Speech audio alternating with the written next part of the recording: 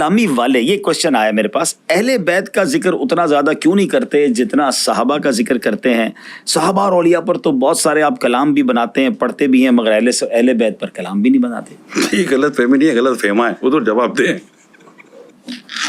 مجھے بچپن میں امام حسین شہید کربلا کا نام لینا نہیں آتا تھا، بچہ تھا، نہ سمجھتا۔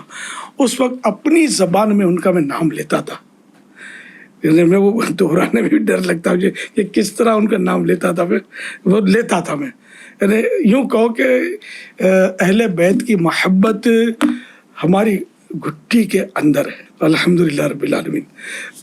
یعنی کہ زمانہ ہو گیا، میرے پتہ نہیں مجھے بولنا چاہیے کہ نہیں، میری بڑی بہن مرحومہ، اور جب میری بیٹی کا رشتہ کر رہے تھے ہم، تو بعض جگہ سادات سے بھی رشتے آئے یا رشتہ آیا۔ میری بڑی بہن نے کہا کہ دیکھیں سید کو بیٹی مت دینا، پھر ہم اس کو سید ہے اس لیے بول نہیں سکیں گے، کہ بعض اوقات کچھ شکر رنجیاں بھی ہوتی ہے نا، تو یعنی ایسا ادب تو ہمارا الحمدللہ سیدوں کے ساتھ اور اہل بیت کے ساتھ۔ آپ میرے رسالے، میری تحریرات کو اٹھا کر دیکھ لیں، برسوں سے جو چل رہی ہیں، صلی اللہ علیہ وآلہ وسلم ملے گا اس میں، تو آلہ اہل بیت سمجھے۔ تو اور پھر یہ کہ میرے رسالے، حضرت امام حسن رضی اللہ عنہ کی 30 حکایات، کرامات امام حسین، کرامات شیر خدا، کربلا کا خونی منظر۔ تو اس کے علاوہ مطلب یہ کہ رہے میرے کلام، تو آپ کو پتہ ہے کہ میں نے کتنے کلام اہل بیت اطہار کی شان میں عرض کیے ہیں۔ الحمدللہ اہل بیت کے تو شان میں نے اتنے بیان کیے ہیں، مجھے یاد پڑتا ہے میں 3 گھنٹے کھڑے بیان میں نے کیے، اللہ بیان شہادت، صحت تھی،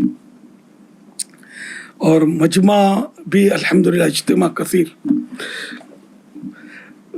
ایک بار میں نے اس دوران کسی کی شہادت، حضرت علی اصغر رضی اللہ عنہ کی شہادت یا کسی کی شہادت کا کوئی بیان کیا، تو اس میں کسی نے بتایا کہ ایک نوجوان کھڑا ہو گیا تھا جوش میں آ کر کہ جیسے دشمنان نے اہل بیت کو مار ڈالوں، کاٹ ڈالوں، وہ اتنا مطلب جوش میں آ گیا تھا۔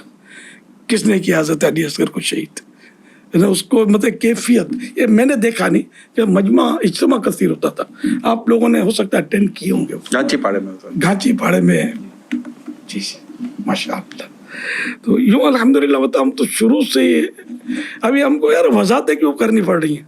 اردو میں یہی سوچ رہا ہوں، ورنہ تو میں آپ کو بتاؤں تو لبی بھائی، جنرلی کسی کو کسی افتتاح یا سنگ بنیاد کے لیے بلایا جائے نا، تو وہ اپنے ساتھ کسی دوسرے کو بھی شریک پسند نہیں کرتا۔ مگر دعوت اسلامی میں 91 میں آیا ہوں، اور میں نے جب امیر سنت کو کسی مسجد کا افتتاح کرنا ہے، کسی سنگ بنیاد رکھنا ہے، تو آپ کا ایک انداز ہوتا تھا کہ 12 سید بچوں کو جمع کیا جائے، میں ان کے ذریعے کروانا چاہتا۔ اچھا، مہمان خصوصی آپ جس کو آپ ایک ٹرم ہے جو استعمال کی سنگ بنیاد کے لیے نارملی بلایا جاتا ہے، لیکن اب امیر سنت کو بلایا جا رہا، ہم سے کہتے ہیں یا ساداتوں کو بلاؤ، یہ سید کے ذریعے میں کراؤں گا۔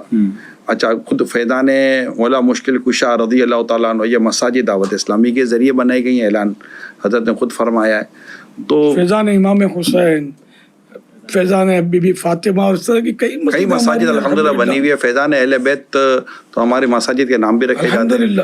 اور یہ خود عالمی مدنی مرکز فیضان مدینہ، سید شہزادوں کو جمع کر کے ان سے اوپننگ کروائی، جی الحمدللہ۔ صحرائے مدینہ کی اوپننگ بھی سیدوں سے کروائی۔ میڈیکل کے جب ایشو آتے ہیں اور بیماریوں پھر دوائی مہنگی، تو امیر سنت کے باقاعدہ یہ بیانات موجود ہیں کہ سید و سادات کو تو آپ مطلب کہ فری میں کر دیں، اور ان کے نانا جان کی مطلب کہ نظر کرم لیں اپنے اوپر۔ اچھا، یہ بھی فرما دیا کہ اگر سید کے ساتھ کسی نے کیا تو ان کا لینا آپ پر احسان ہوگا، آپ کو ان پر احسان نہیں کر رہے۔ اب میرا سوال یہ ہے کہ آپ کو سیدوں سے محبت ہے، آپ کو اہل بیت سے محبت ہے، آپ کو رسول اکرم صلی اللہ علیہ وسلم کی آل سے محبت ہے، آپ دنیا میں اپنی محبت کو پروف کیسے کریں گے؟